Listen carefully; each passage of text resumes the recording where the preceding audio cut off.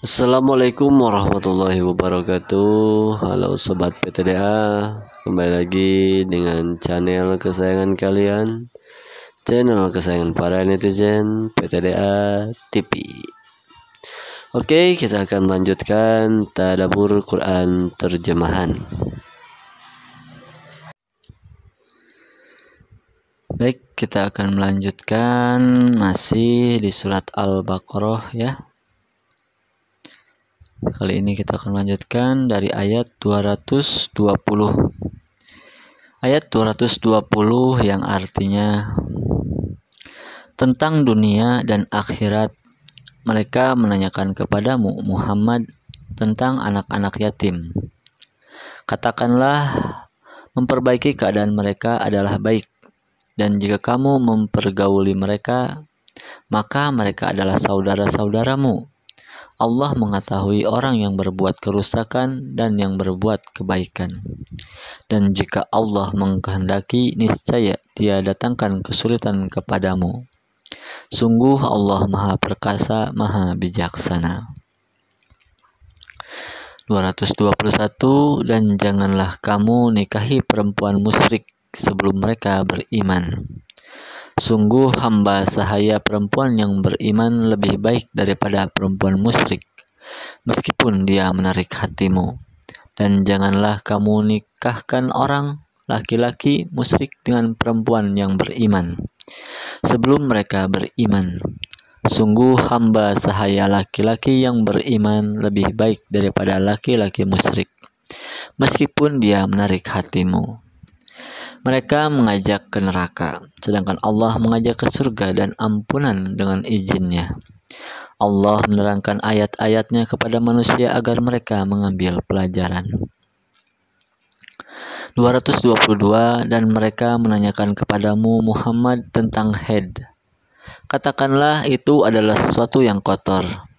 Karena itu jauhilah istri pada waktu haid, dan jangan kamu dekati mereka sebelum mereka suci.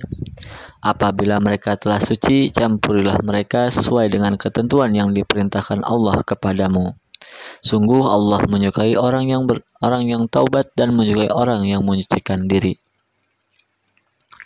223. Istri-istrimu adalah ladang bagimu, maka datangilah ladangmu itu kapan saja dengan cara yang kamu sukai, dan utamakanlah yang baik untuk dirimu. Bertakwalah kepada Allah dan ketahuilah bahwa kamu kelak akan menemuinya. Dan sampaikanlah kabar gembira kepada orang yang beriman. 224. Dan janganlah kamu jadikan nama Allah dalam sumpahmu sebagai penghalang untuk berbuat kebajikan. Bertakwa dan menciptakan kedamaian di antara manusia. Allah Maha Mendengar, Maha Mengetahui.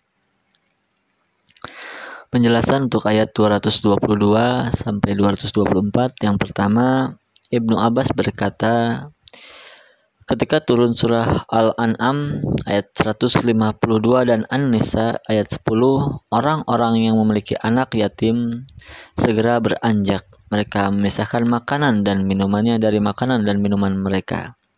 Mereka mengutamakannya sehingga mereka menyimpan makanan itu sampai menjadi basi. Kemudian hal ini sampai terdengar oleh Rasulullah SAW, maka Allah Subhanahu wa Ta'ala menurunkan surat Al-Baqarah ayat 220.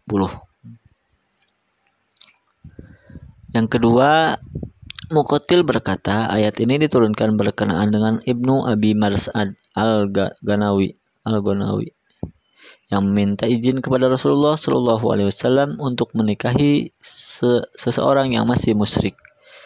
Perempuan itu sangat cantik dan menawan, maka turunlah surat Al-Baqarah ayat 221.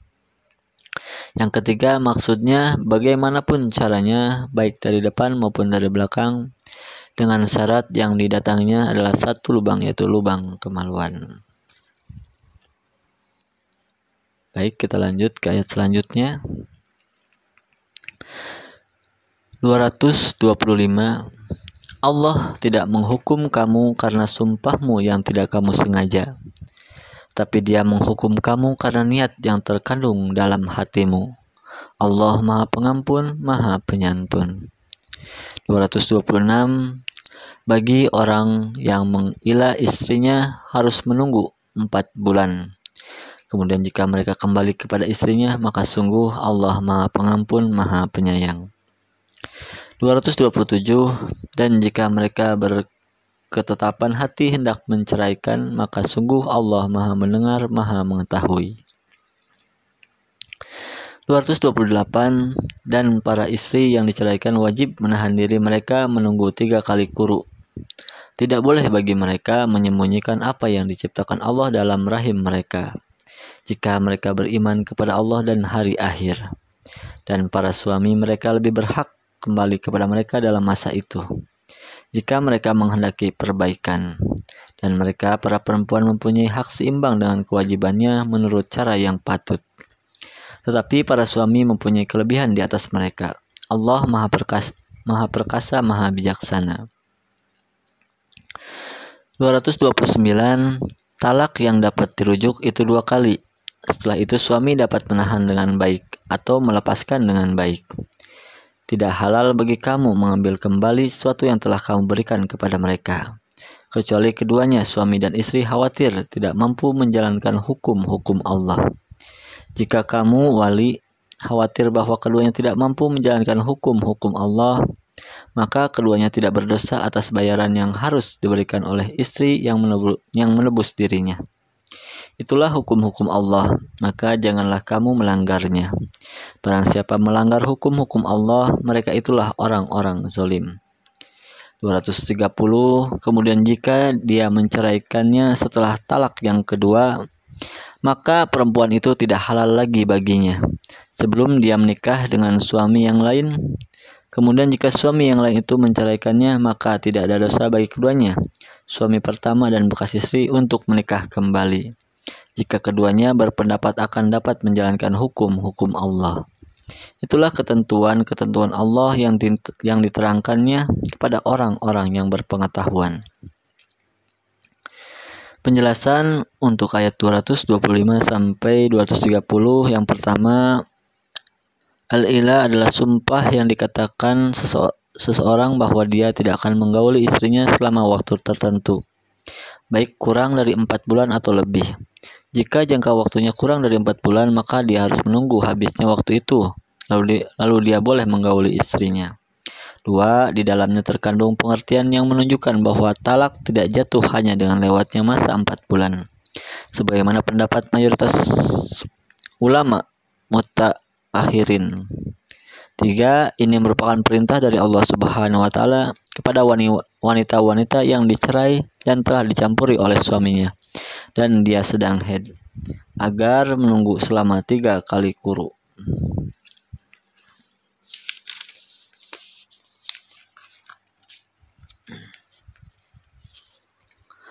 Baik, ayat selanjutnya 231.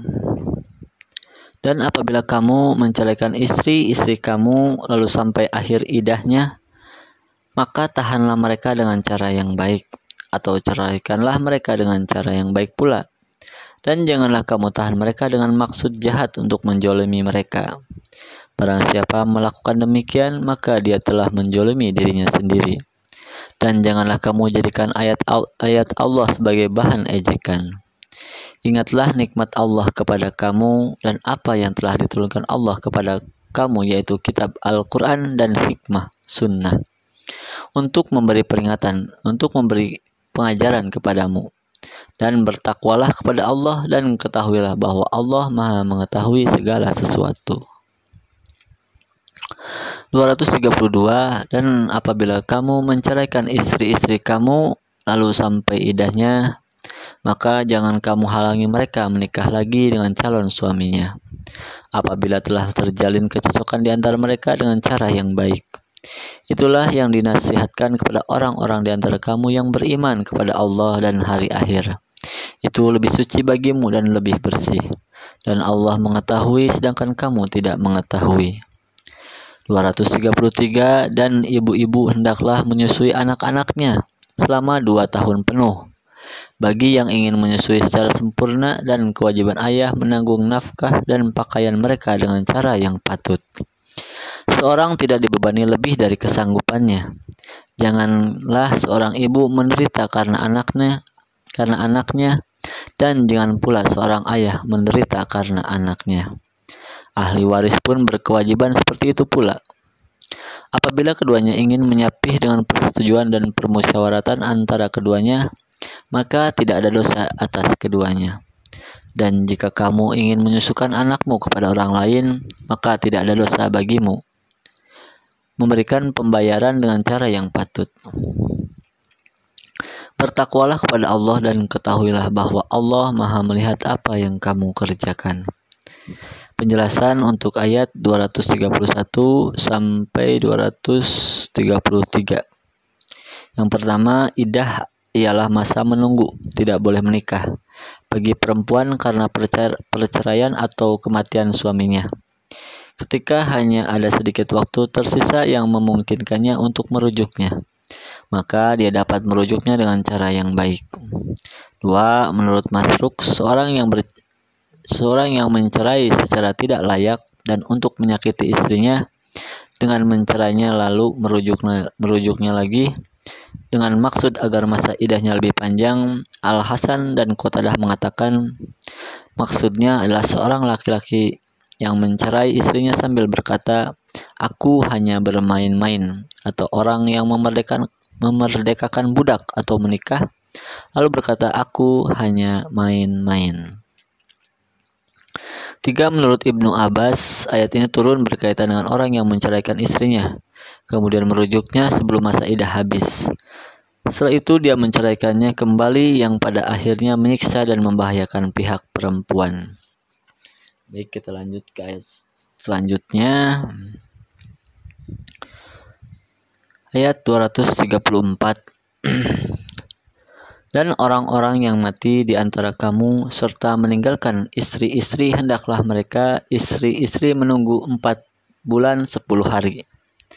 Kemudian apabila telah sampai akhir iddah mereka, maka tidak ada dosa bagimu mengenai apa yang mereka lakukan terhadap diri mereka menurut cara yang patut, dan Allah Maha mengetahui apa yang kamu kerjakan. 235. Dan tidak ada dosa bagimu meminang perempuan-perempuan itu dengan sindiran atau kamu sembunyikan keinginanmu dalam hati. Allah mengetahui bahwa kamu akan menyebut-nyebut kepada mereka. Tetapi janganlah kamu membuat perjanjian untuk menikah dengan mereka secara rahasia, kecuali sekedar mengucapkan kata-kata yang baik, dan janganlah kamu menetapkan akad nikah sebelum habis masa iddahnya. Ketahuilah bahwa Allah mengetahui apa yang ada dalam hatimu, maka takutlah kepadanya, dan ketahuilah bahwa Allah Maha Pengampun, Maha Penyantun. 236. Tidak ada dosa bagimu jika kamu menceraikan istri-istri kamu yang belum kamu sentuh, campuri, atau belum kamu tentukan maharnya.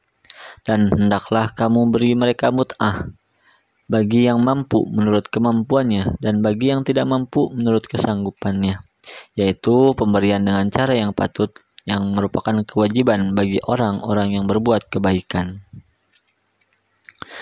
237. Dan jika kamu menceraikan mereka sebelum kamu sentuh, campuri, padahal kamu sudah menentukan maharnya, maka bayarlah 1/2 dari yang telah kamu tentukan, kecuali jika mereka membebaskannya atau dibebaskan oleh orang yang akad nikahnya ada di tangannya.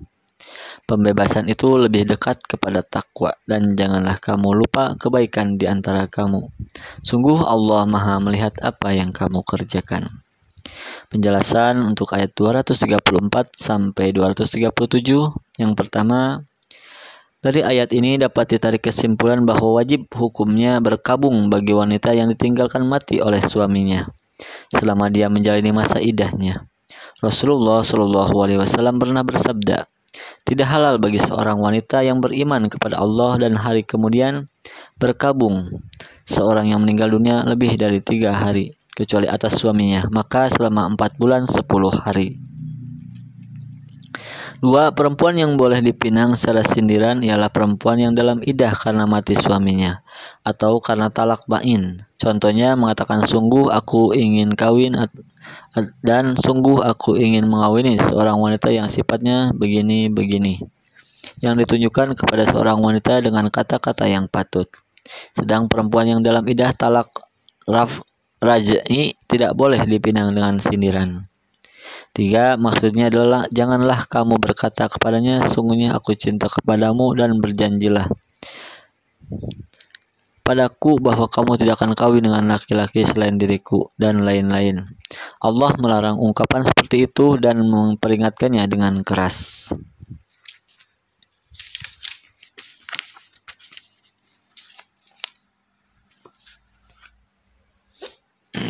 Baik, kita lanjutkan pada ayat selanjutnya.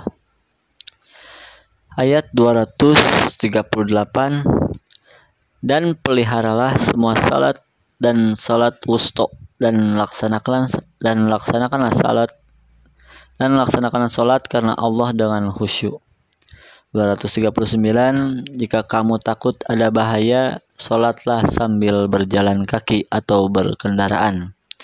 Kemudian apabila telah aman, maka ingatlah Allah. Salatlah sebagaimana Dia telah mengajarkan kepadamu apa yang tidak kamu ketahui. 240. Dan orang-orang yang akan mati di antara kamu dan meninggalkan istri-istri, hendaklah membuat wasiat untuk istri-istrinya, yaitu nafkah sampai setahun tanpa mengeluarkannya dari rumah.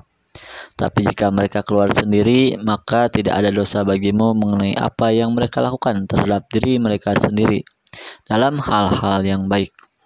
Allah Maha Perkasa, Maha Bijaksana.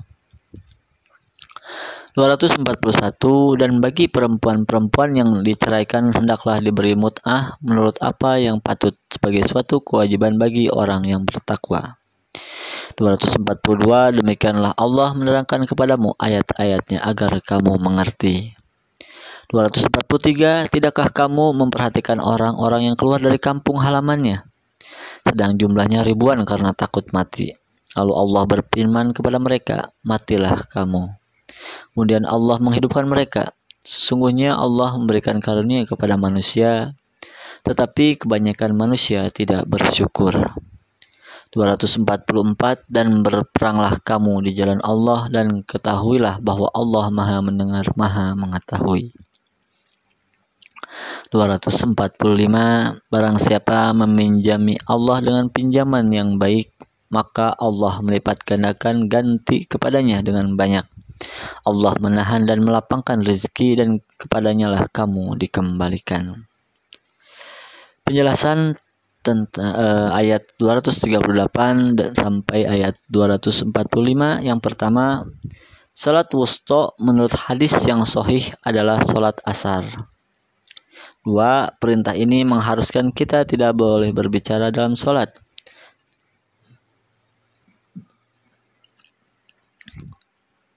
Karena berbicara dalam salat bertentangan dengan hal tersebut.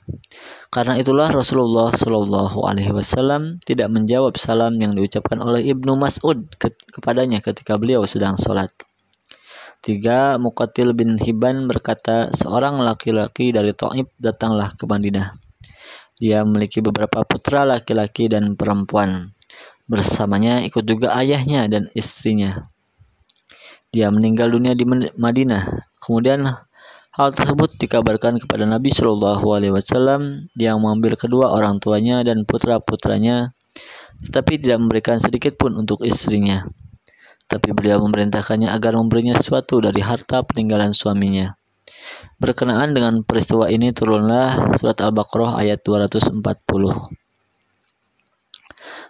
At-Tabari meriwayatkan Ibnu Zaid berkata, ketika turun ayat Al-Baqarah ayat 236, seorang berkata, apabila engkau akan berbuat baik maka lakukanlah, tapi jika tidak maka jangan engkau lakukan. Maka turunlah ayat 241.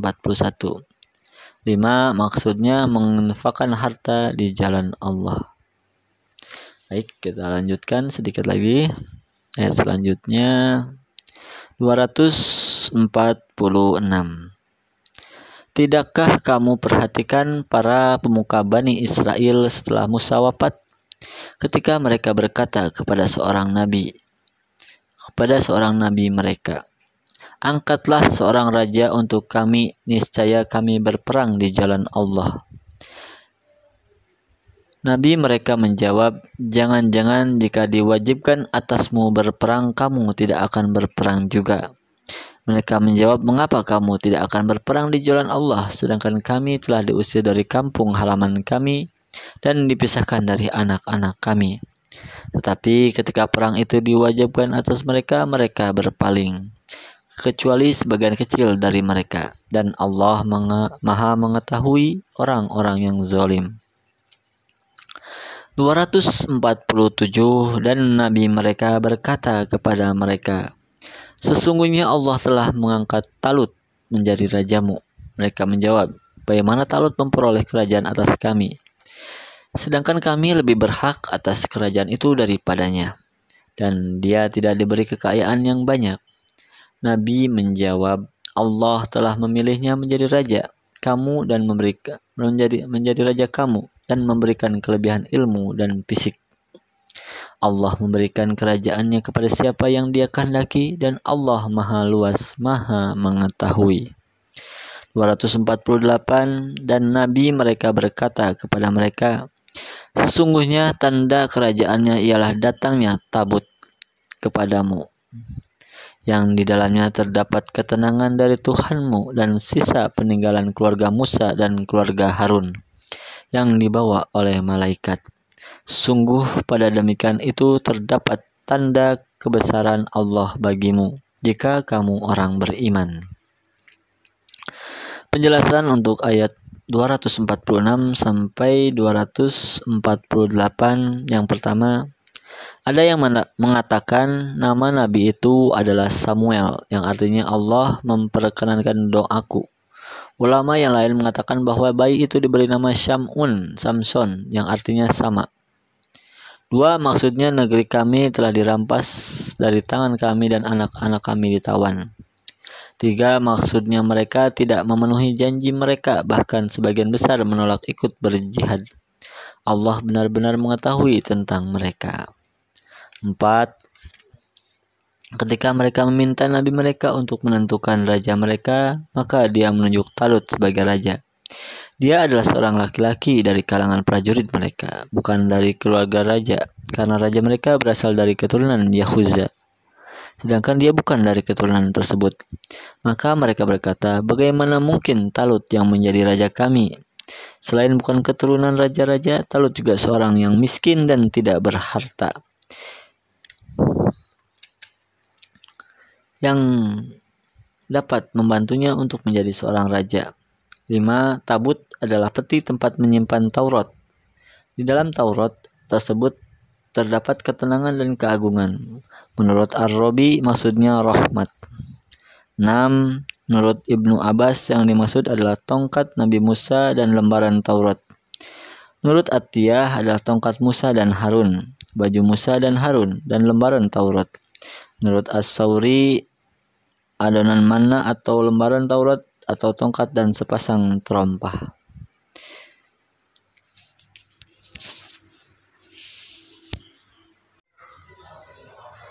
Oke, Sobat Peteda, mungkin segitu dulu untuk Tadabbur Quran terjemahan kita pada video kali ini. Kita akan lanjut di next video.